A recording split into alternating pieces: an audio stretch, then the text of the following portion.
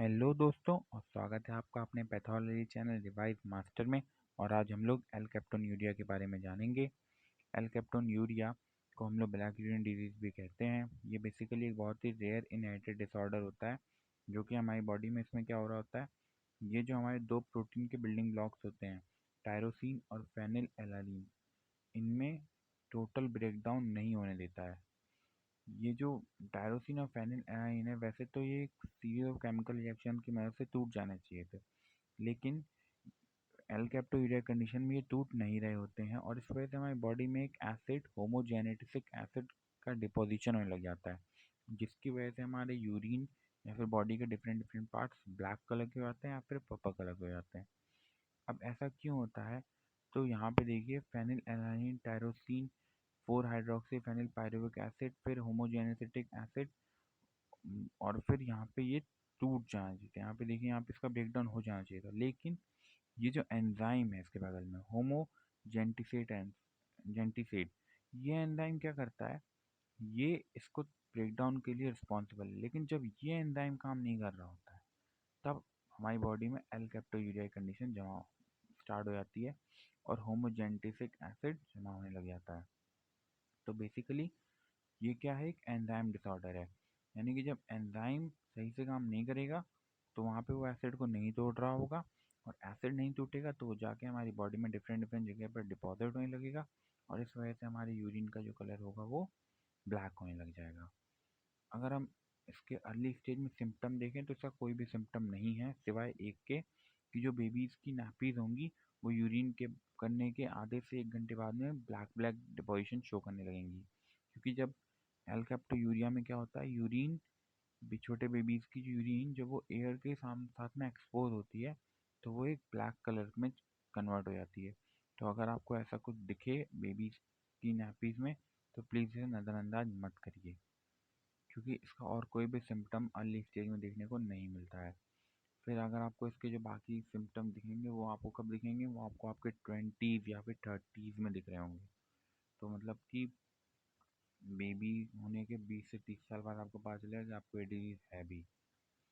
तो अगर हम एडल्ट में बात करें, सबसे पहले जॉइंट्स और बोन्स में, तो जब किसी बंदे को एल कैप्टोयूरिया हो जाता है उसके 30s में, अगर वो पहुंच जाता है वो पर्सन, तो उसको जॉइंट प्रॉब्लम शुरू हो जाती हैं, जैसे कि उसको बैक पेन होगी, स्टिफनेस होगी, फिर नी हिप जॉइंट में भी दर्द होने लगेगा, जो कि बेसिकली साइंस होते हैं ऑस्टियो आर्थराइटिस के।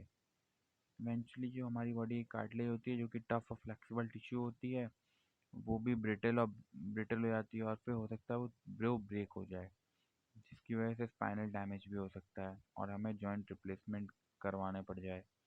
आइज़ और ईयर्स में क्या होगा, आइज़ में आपको जो वाइट एरिया होता है आई का, वहाँ पे आपको ग्रे ग्रे कलर की या फिर डार्क स्पॉट्स दिखने लग जाएंगे। ईयर्स होती हैं, ईयर की जो वैक्स होती है वहाँ पे ब्लूइश कलर दिखने लगेगा या फिर ब्लैक कलर दिखने लगेगा। स्किन के ऊपर ब्लैक स्पेकल्ड स्किन हो जाएगी। नेल्स भी ब्लूइश या ब्राउनिश कलर के हो जाते हैं, और जो एरिया सन के साथ में ज़्यादा एक्सपोज होते हैं वहाँ पे ज़्यादा आपको मतलब ये सिम्टम देखने को मिल रहे होते हैं। ब्रीथिंग डिफ़िकल्टीज हो सकती हैं। अगर जो आपके यहाँ पे लंग वंग के पास में जो चेस्ट कैविटी के बाद में जो ऊपर जो बोन होती है, अगर वो पहले से स्टिफ हो जाएंगे बहुत ज़्यादा, तो फिर क्या होगा, आपका लंग सही से एक्सपैंड नहीं कर पाएगा, और लंग एक्सपैंड नहीं कर पाएगा तो फिर आपको शॉर्टनेस ऑफ ब्रेथ हो जाएगी। हार्ट किडनी प्रोस्टेट प्रॉब्लम्स भी हो जाती हैं, किडनी स्टोन हो सकता है, ब्लैडर स्टोन हो सकता है, क्योंकि कई बार क्या होगा, वैल्व जो होती है हमारी, वो क्या होंगी, वो भी बहुत ज़्यादा स्टिफ हो जाएंगी, तो उसके अंदर क्या होने लगेगा, डिपोजिशन होने लगेगा, इसकी वजह से किडनी स्टोन और ब्लैडर स्टोन बन सकते हैं। एल कैप्टोन्यूरिया को इनहेरिट कैसे करते हैं हम लोग, यानी कि हम लोग बेसिकली बेबीज़ में एल कैप्टोन्यूरिया जाता कैसे है, तो मदर और फादर, इन दोनों के अंदर हम लोग बेसिकली क्या होता है, उन दोनों के पास क्रोमोसोम्स होते हैं, और जब हमारे अंदर आता है तो टोटल हमारे अंदर 23 पेयर्स ऑफ क्रोमोसोम आ रहे होते हैं, जो आप सबको पता है, जिसमें से एक सेक्सुअल क्रोमोसोम्स होते हैं, बाकी सब ऑटोसोम्स होते हैं। लेकिन क्या हो रहा होता है, सेक्स क्रोमोसोम के अलावा जो बाकी के जीन्स होते हैं उनमें से एक जीन होता है HGD जीन, जो कि हम एक मदर से लेते हैं और एक फादर से।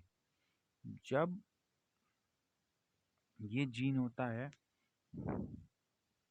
तो इस जीन का काम क्या है कि ये होमोजेनिस्टेट ऑक्सीडेज जो एंजाइम होता है उसको ये जीन ये बताता है कि तुमको होमोजेनेसिटिक एसिड का ब्रेकडाउन करना है। ये बेसिकली इस जीन का काम होता है। लेकिन जब ये हमारे बॉडी में जब मतलब और हमें एल्केप्टोन यूरिया की कंडीशन होने के लिए हमें क्या चाहिए कि ये जो HGD जीन है ये मदर से भी और फादर से भी दोनों से फॉल्ट ही आ रहा हो, मतलब कि खराब आ रहा हो, मतलब कि ये जीन सही से काम ना कर रहा हो। लेकिन ये बहुत ही ज़्यादा रेयर है कि आपकी मदर को भी वो डिजीज़ होगा और आपके फादर से भी आपको ये जो जीन होगा ये खराब ही मिले। इस वजह से ये जो डिजीज़ है ये बहुत ही रेयर है। यानी कि बेसिकली अगर हम देखें तो HGD जीन को हमारे मदर से और हमारे फादर से हमें दोनों से एक एक उठाना है। एक एक जीन हमारी बॉडी में आएगा। इन दोनों में से अगर एक HGD जीन भी सही से काम कर रहा है तो आपका एल्कोप्टोन्यूरिया नहीं होगा। लेकिन अगर HGD जीन आपके फादर में से भी हमें फॉल्टी वाला हमारी बॉडी में आ रहा है और जो हमारा जो दूसरा और मदर जो है उनसे भी हमारे क्रोमोसोम में फॉल्टी HGD जीन आ रहा है, तो फिर ये जीन जब एक नए बेबी के बॉडी में आएगा तब ये होमोजेनिसेट ऑक्सीडेज एंजाइम को सही से काम करने के लिए नहीं कहेगा। और होमोजेनिसेट ऑक्सीडेज एंजाइम सही से काम अगर नहीं करेगा तो होमोजेनिसिटिक एसिड सही से नहीं टूटेगा और इस वजह से एल्केप्टोन्यूरिया की कंडीशन हमारी बॉडी में आ जाएगी।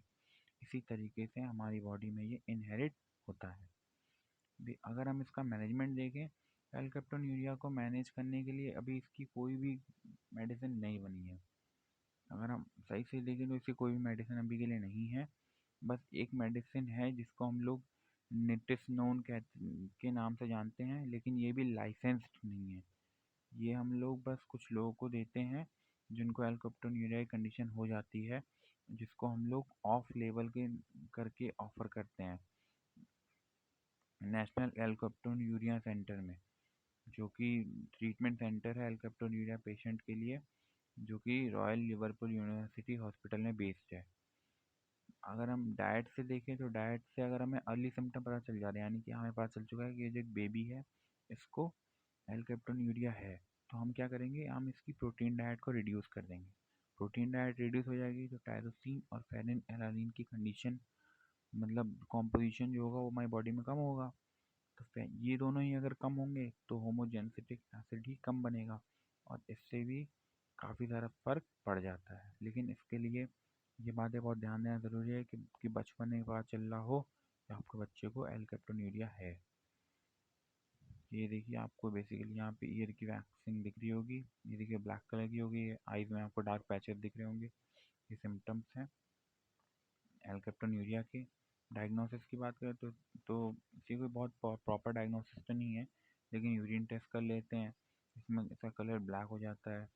गैस क्रोमेटोग्राफी कर ली जाती है ताकि हम HGA के ट्रेसेस हम लोग इसमें यूरिन में देख सकें। DNA टेस्टिंग कर लेते हैं म्यूटेटेड HGD जीन को देखने के लिए, और प्रीनेटल टेस्ट भी कर सकते हैं ताकि डेवलपिंग बेबी में ये कंडीशन पता चल जाए हमें पहले से ही। Thank you so much, I hope कि आपको ये वीडियो पसंद आया होगा।